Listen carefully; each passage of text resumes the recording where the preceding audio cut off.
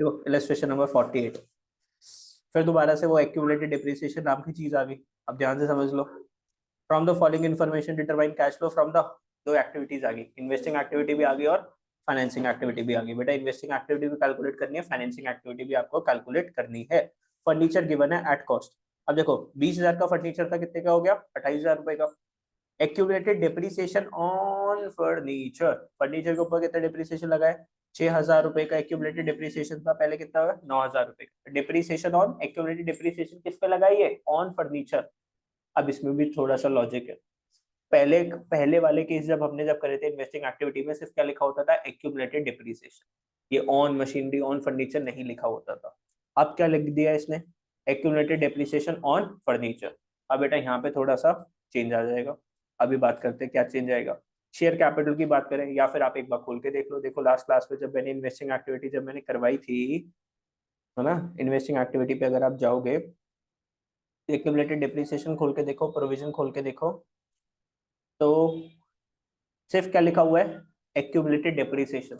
अब आपके पास मशीन थी तो ये नहीं लिखा हुआ था एक्यूमुलेटेड डिप्रिसिएशन ऑन मशीन, सिर्फ क्या लिखा हुआ था, एक्यूमुलेटेड डिप्रिसिएशन, है ना। तुम लोगों को दिखाना भी तो जरूरी पड़ता है, वरना यकीन थोड़ी ना करते हो। और दिखा देते हैं आप लोगों को, चलो वो एक वही दिखाया और नहीं दिखा रहा। और यहाँ पर जैसे आप लोग अगर होमवर्क में करके आए होंगे तो ये लिखा हुआ था एक्यूमुलेटेड डिप्रिसिएशन ऑन मशीनरी, ऐसा वाला क्वेश्चन आपने होमवर्क में करा था। अभी मैं दोबारा से आप लोगों को समझा देता हूँ इसमें क्या डिफरेंस होता है। शेयर कैपिटल की बात करें तो 1 लाख के शेयर्स थे आप लोगों के पास, और अब कितने के हो गए, 1,40,000, तो 40,000 आपके पास शेयर्स बेच के आ गए। बेटा बैंक लोन की बात करें तो 25,000 का लोन था और वो कितने का रह गया, 15,000 का, तो 10,000 का लोन आपने वापस कर दिया। During the year furniture costing 4,000, 4,000 का फर्नीचर था, वो sold at a profit of 3,000, तो बेटा 4,000 की चीज 3,000 के प्रॉफिट में बेची, तो कितने की बेची, 7,000 रुपए की बेची। Depreciation on furniture charge during the year, इस साल फर्नीचर के ऊपर कितना डिप्रिसिएशन लगा है, 5,000 रुपए का डिप्रिसिएशन लगा है। बेटा शेयर्स को बेच के कितने पैसे आ गए, proceeds from issue of shares 40,000 रुपए आ गए, दिख रहा है क्वेश्चन में। रीपेमेंट ऑफ बैंक लोन कितने से वापस कर दिया, 10,000 से वापस कर दिया। और बेटा कोई डिविडेंड विविडेंड का तो खेल नहीं है इसके ऊपर, ना कोई इंटरेस्ट का खेल है, तो फाइनेंसिंग एक्टिविटी तो हमारी क्या होगी, खत्म होगी। 40,000 आए, 10,000 रुपए चले गए, तो टोटल कितने पैसे आए, 30,000 रुपए। तो cash flow from financing activity कितना हो गया, 30,000 है। शेयर्स का कर तो दिया, 40,000 रुपए आ तो गए, 1 लाख से 4। और डिविडेंड का कुछ नहीं बताया ना, कोई डिविडेंड पे करना है नहीं करना, तो नहीं पे करता। और अगर मैं बोल भी तू कर दो तो रेट ऑफ इंटरेस्ट ही नहीं है डिविडेंड का, रेट ऑफ इंटरेस्ट भी तो नहीं है ना कोई जिस पर डिविडेंड पे करना है। अब सिर्फ किसके ऊपर चलेगा, इन्वेस्टिंग एक्टिविटी। बेटा फर्नीचर 20,000 और 28,000 रुपए का था, तो अकाउंट अगर हम ओपन करें तो 20,000 का फर्नीचर और अब कितने, 28,000। ओपनिंग वैल्यू और क्लोजिंग वैल्यू का फर्नीचर डाला, एक्यूमुलेटेड डिप्रिसिएशन, ओपनिंग वैल्यू कितनी थी, 6,000, क्लोजिंग वैल्यू कितनी हो गई, 9,000 रुपए की हो गई। अब देखो ध्यान से, furniture costing 4,000 at a profit of 3,000, बेचा कितने का, 7,000 रुपए का। तो बैंक में कितने पैसे आएंगे, बैंक में कितने पैसे आएंगे। अब देखो यहाँ पे बैंक में कितने आए थे, पहले से कितने लिखे होने चाहिए थे, 7,000। और कितने का प्रॉफिट करा है हमने, 3,000 का। तो gain on sale of furniture कितने का है, 3,000 रुपए का। और ये जो फर्नीचर हमने जो करा है, ध्यान से, ये भैया सब्जी वाले अभी क्यों आ गया, depreciation charge during the year was, furniture के ऊपर डिप्रिसिएशन कितना लगा है, 5,000 रुपए। अब ध्यान से देखना मेरी चीज को जो मैं बताना चाहता हूँ। बेटा ये जो एक्यूमुलेटेड डिप्रिसिएशन अकाउंट जो है, ये सिर्फ किसका अकाउंट है, फर्नीचर का अकाउंट। टोटल डिप्रिसिएशन इस साल हमने फर्नीचर पे कितना चार्ज करा है during the year, total depreciation कितना चार्ज करा है हमने फर्नीचर के ऊपर पूरे साल का। देखो depreciation on furniture charge during the year, पूरे साल पे कितना डिप्रिसिएशन लगा है फर्नीचर पे, 5,000 का लगा है। आज से पहले ये जो 5,000 रुपए है ना, आप लोग पता है यहाँ पर लिख देते हैं, पता है ना, आप लोग यहाँ पे लिख रहे थे। लेकिन अब इसको यहाँ पे नहीं लिखना, हाँ सिर्फ पता है आपको कहाँ पर लिखना है, यहाँ पे लिखना है। ये आज से पहले क्या थी आप लोगों की, बैलेंसिंग फिगर थी। आज से पहले आप लोगों की ये क्या थी, आपकी बैलेंसिंग फिगर थी, यहाँ पे 5,000 रुपए। और अब यहाँ पर लिख दिया डिप्रिसिएशन। सर ऐसा क्यों, वाई, क्यों कर रहे हो आप हमारे साथ ऐसा, शाम को बुला के, है ना। अब तुम लोग क्या हो जाओगे इस चीज के अंदर कंफ्यूज के, सर ऐसा क्यों करा, ऐसा क्यों नहीं करा। बेटा लास्ट टाइम जो है ना वो एक्यूमुलेटेड डिप्रिसिएशन अकाउंट था सारी एसेट्स। अब ये जो एक्यूमुलेटेड डिप्रिसिएशन अकाउंट है ये सिर्फ किसका है, फर्नीचर का। सिर्फ किसका अकाउंट है ये, फर्नीचर का। और फर्नीचर का टोटल डिप्रिसिएशन कितना है, 5,000 रुपए। और यहाँ पे हमेशा क्या आता था, टोटल डिप्रिसिएशन आता था। यहाँ पर क्या आता था, टोटल डिप्रिसिएशन की बैलेंसिंग फिगर। हाँ हाँ, सिर्फ मशीनरी थी ना। बेटा लेकिन वहां पे सिर्फ क्या लिखा होता है, एक्यूमुलेटेड डिप्रिसिएशन, वो एक्सट्रैक्ट ऑफ बैलेंस शीट था, और भी एसेट्स हो सकती थी, लेकिन यहाँ पर सिर्फ इसने क्या बोला है, ये एक्यूमुलेटेड डिप्रिसिएशन किसके साथ कनेक्टेड है, सिर्फ फर्नीचर के साथ कनेक्टेड है। बड़ी हुई अंगड़ाइयां आ रही है सबको, है ना। अरे सुन लो ध्यान से, इंपॉर्टेंट टॉपिक है 12 नंबर का। तो 5,000 आप लोग यहाँ पे लिखोगे, 6 और 5 कितना आया, 11। बेटा 9 यहाँ पर था, और बैलेंसिंग फिगर कितना आया, 2,000 रुपीज। तो जो फर्नीचर हमने जो बेचा है ना, एक्चुअल में देखो बच्चों, हमारे पास टोटल कितने का फर्नीचर था ना, कितने का फर्नीचर था, 20,000, 28,000। हमने सिर्फ फर्नीचर कितने का बेचा है ना, 4,000 का, मतलब फर्नीचर का एक हिस्सा बेचा। तो उस हिस्से पे जो डिप्रिसिएशन जो लगा है वो कितने का लगा है, 2,000 रुपये टोटल। बैलेंसिंग फिगर आई ना, बैलेंसिंग फिगर आई। तो ये टोटल डिप्रिसिएशन हमें गिवन था फर्नीचर का, और जो फर्नीचर का हमने एक पार्ट बेचा तो उसका डिप्रिसिएशन कितना था बच्चों, 2,000 रुपये का। ये आपकी बैलेंसिंग 2,000 यहाँ पर लिखोगे आप लोग। अब एक बात बताओ, 4,000 की चीज थी, उसके ऊपर डिप्रिसिएशन लगा 2,000 रुपये का, कितने की रहेगी, और उसको 3,000 के प्रॉफिट पे बेचा तो कितने का बेचा, 5। 2 और 3 5 हो गए ना। तो यहाँ पर कितना आया, 5,000 रुपये आया। दोबारा से सर एक बार प्लीज हमें दोबारा से करवा दो ना,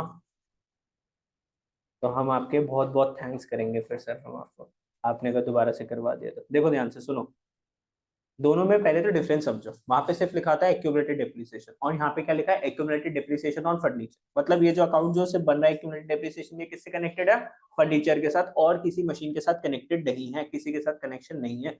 लेकिन पहले जो एक्यूमुलेटेड डिप्रिसिएशन था वो सारी मशीनरी के साथ कनेक्टेड था, सारी मशीनरीज फर्नीचर के साथ कनेक्टेड था। आज से पहले हम क्या कर रहे थे बेटा, जो मशीन बेचते थे उसका डिप्रिसिएशन यहाँ पे लिखते थे, और ये बैलेंसिंग फिगर निकल के आ रही थी, और ये क्या होता था, टोटल डिप्रिसिएशन पूरी कंपनी का, है ना।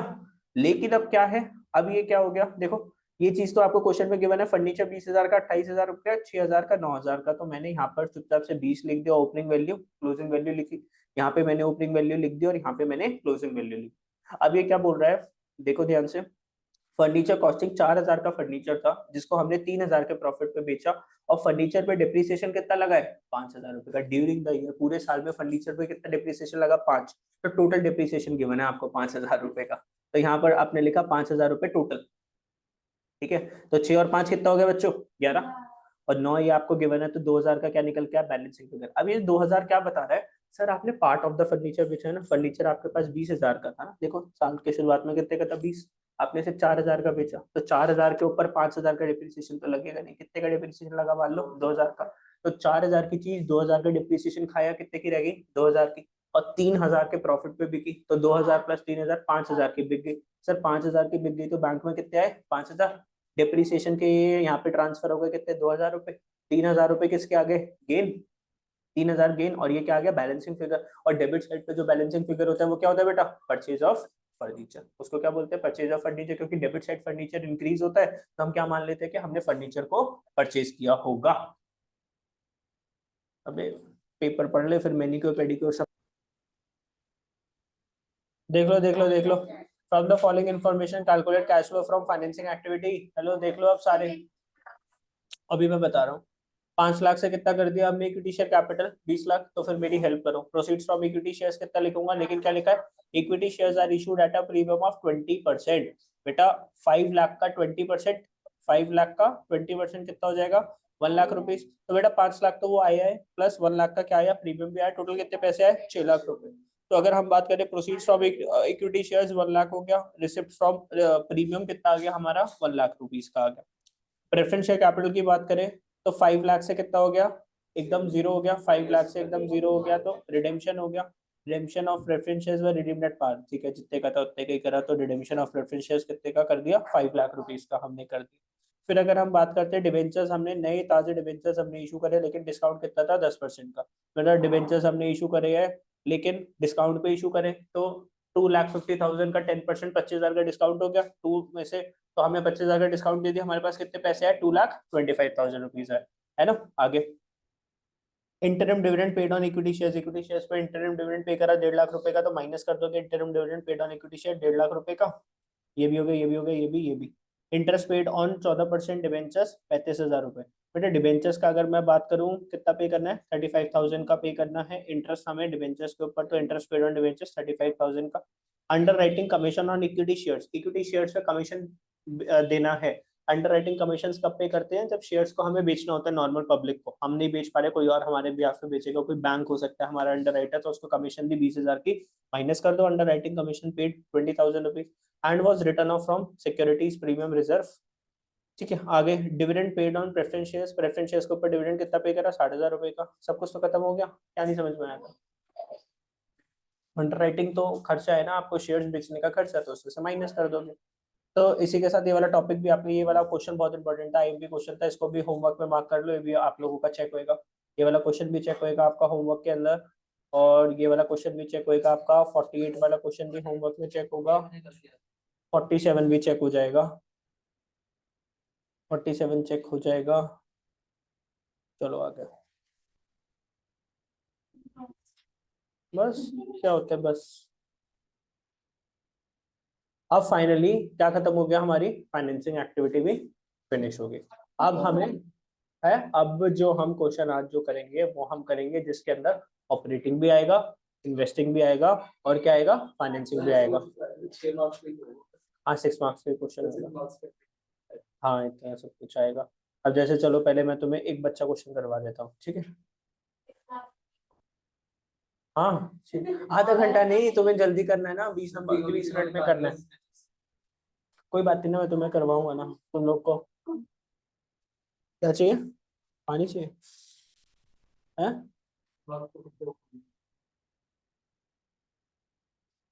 10 नंबर का होना चाहिए। अच्छा, तुम तो ऐसे भी बोल सकते हो कि सर सिर्फ गुडविल गुडविल दे दो ना हमें 80 नंबर में। तुम्हारी सुनने लग गया सीबीएसई, तो क्या हो जाएगा? एग्जाम ही नहीं होंगे कभी।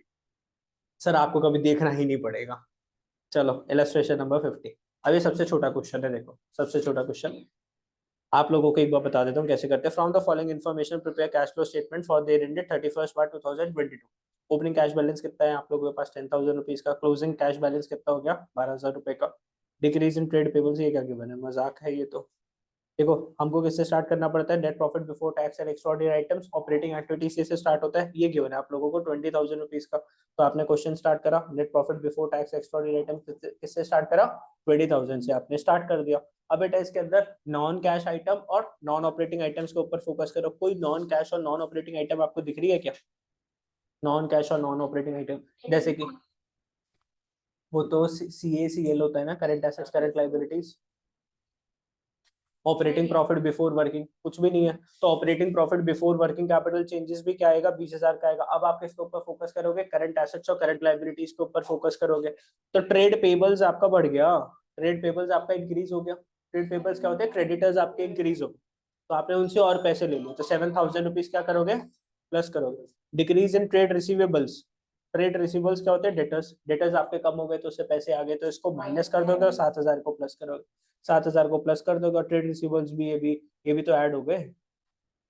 Decrease in trade receivables, trade receivables आपके, अरे डेटर से पैसा आ गया ना, डेटर से पैसा आ गया ना, तो पैसा आ गया तो 5,000 रुपये प्लस ही तो करोगे।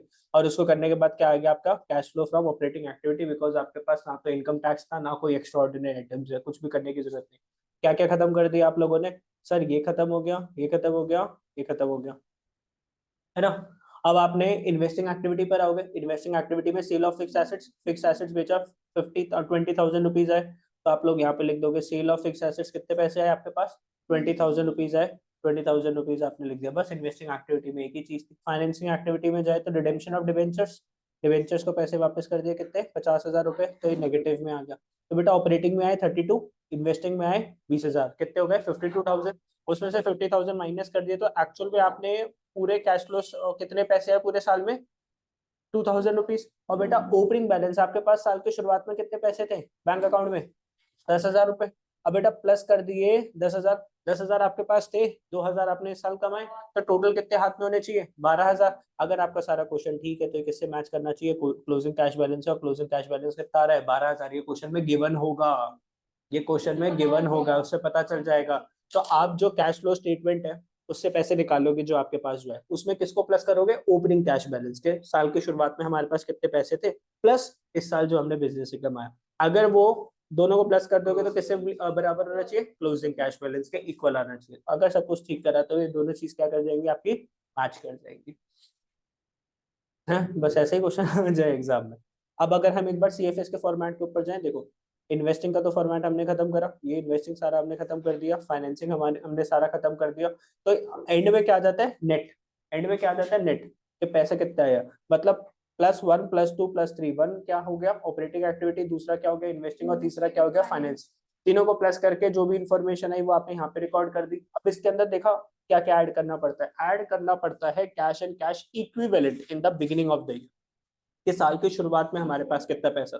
तो इसके अंदर जो भी आपका कैश इन हैंड है उसको भी प्लस करना है, कैश एट बैंक है उसको भी प्लस करना है, कोई शॉर्ट टर्म डिपॉजिट्स है उसको प्लस करते हो, करंट इन्वेस्टमेंट्स है उसको प्लस करते हो, कोई मार्केटेबल सिक्योरिटीज है उसको प्लस करते हो, जो 3 महीने के अंदर कैश में कन्वर्ट हो जाती है। तो इन सब चीजों को बिगिनिंग वाली, बेटा बिगिनिंग वाली को प्लस करोगे, तो प्लस कर दोगे किसके अंदर, कैश फ्लो के साथ। तो ये किसके बराबर आनी चाहिए, cash and cash equivalent at the end of the year. End of the year कैसे निकलेगा, वही हैंड में कितना पैसा था, बैंक में कितना पैसा था, डिपॉजिट्स, इन्वेस्टमेंट और मार्केटेबल सिक्योरिटीज। तो इन वर्ड्स को ध्यान रख लो, cash in hand, cash at bank को प्लस करते हैं, short term deposits, current investment और मार्केटेबल सिक्योरिटीज। तो ओपनिंग को प्लस कर दोगे सीएफएस के अंदर तो किसके बराबर आ जाएगा, क्लोजिंग के इक्वल आ जाएगा। चलो ये तो मजा आ गया कि सर हमें पता चल जाएगा हमने क्वेश्चन सही करा है कि गलत, गलत करा होगा तो ऊपर एक बार हमें मौका मिल जाएगा। एग्जामिनर तो ऊपर देखेगा ही नहीं कि आपका सीएफएस में कितने आ रहे हैं, है ना।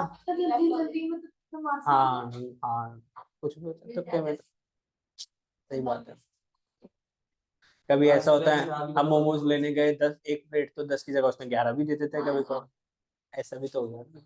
बोनस तो कहीं पे भी निकालना, भीड़ होनी चाहिए। हाँ, ऐसे तो हो ही जाएगा तुक्का, है ना। ऐसे उसके पास पेपर चेकिंग की भी भीड़ होती है। Illustration number 51, following is the balance sheet of Techno India Limited as at 31 March 2022। अब सीरियसली वाले क्वेश्चंस देख लो, बस 2-4 क्वेश्चंस और मैं करवाने वाला हूँ, मतलब नेक्स्ट क्लास के अंदर 1-2 क्वेश्चंस और करवाऊंगा, उसके बाद आप लोगों को भर भर के क्वेश्चंस किसमें आएंगे, होमवर्क में। बाकी और चैप्टर्स के तो आज तक कभी मैंने आपको होमवर्क दिया नहीं ज्यादा, है ना, तुम लोग जानते ही हो। है शाम को क्या, जो मैं बहुत बार हूँ तेरे को होमवर्क दे भी रखा है तो भी तूने कभी नहीं करा, तू तो बोली मत, कब दिया।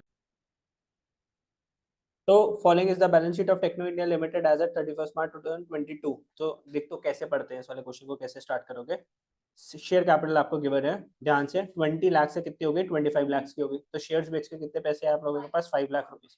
रिजर्व्स एंड सरप्लस में बेटा पॉइंट नंबर 1 है, नोट नंबर 1, तो उसको नीचे जाके देखेंगे नोट नंबर 1 में क्या गिवन है। तो नोट नंबर 1 को हमें खोल के दे रखा है, सरप्लस गिवन है, क्या गिवन है, 1 ओपनिंग गिवन है और क्लोजिंग गिवन है। तो सरप्लस कैसे निकालते हैं, क्लोजिंग माइनस ओपनिंग। तो 2,30,000 माइनस 1 लाख करोगे कितना आ जाएगा, 1,30,000। कितना आ गया, 1,30,000। बेटा इसके अंदर हमें 3-4 चीजों की क्या करनी पड़ती है, एडजस्टमेंट करनी पड़ती है। अभी देखते हैं, ट्रेड पेबल्स हमें गिवन है। ट्रेड पेबल्स की बात करें तो 7 लाख से कितने को गए, 4.5, मतलब मैंने इनके पैसे वापस कर दिए, तो ये किस में जाएंगे, माइनस में। Property plant and equipment, land given है, इन्वेंट्रीज गिवन है, ट्रेड रिसीवेबल्स गिवन है। इन्वेंट्रीज की बात करें 8 लाख से इन्वेंट्री कितने की हुई, 9 लाख की। इन्वेंट्रीज परचेज करिए तो पैसे क्या हो जाएंगे, -1 लाख रुपए।